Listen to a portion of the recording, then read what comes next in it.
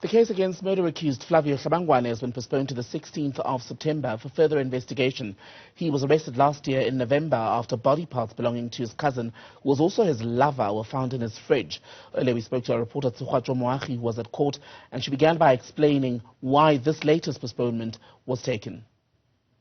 So it's necessary, in fact, for the South African Police Service to be able to download contents that was requested for by the state in this very matter. So the South African Police Service has said that they were unable to download the contents that was retrieved in November of 2021, citing the criminal procedure, the Cybercrime Act rather, which actually came into effect on the 1st of December. So the state saying that it does not make sense for them that they are still waiting for this content at this stage, when Flavio Hlabangwane was actually arrested a few weeks before the Cybercrime Act came into place. And they say that they have been hearing from the police that they actually need to get a warrant, from a magistrate or a judge to actually get the contents of this phone or the or the laptop that the prosecution is actually asking for.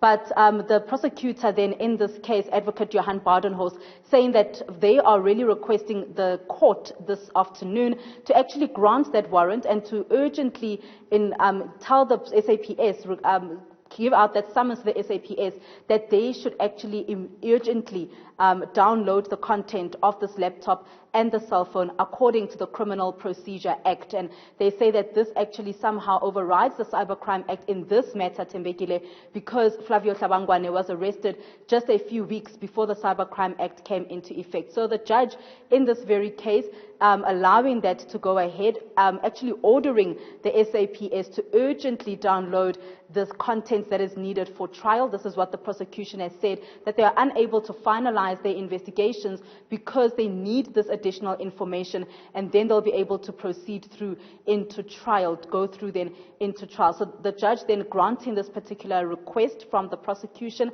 there was no, the defense did not have any objection to what was requested by the prosecution. We actually, for the first time since this case has actually started, heard very little from Flavio Hlabangwane, who told the court that he has got no objection, as he has stated to his defense advocate. He's got no objection to this particular request from the prosecution. So the judge then deciding that it needs to then be done, that the SAPS must then download this content in order for trial to then start, or for a pre-trial conference at least, Tembekile, to actually start in this very matter. Postponed then to the 16th of September, where we'll then get more information about what the way forward will be, and hopefully a date will then be set for the pre-trial conference and also then possibly for trial.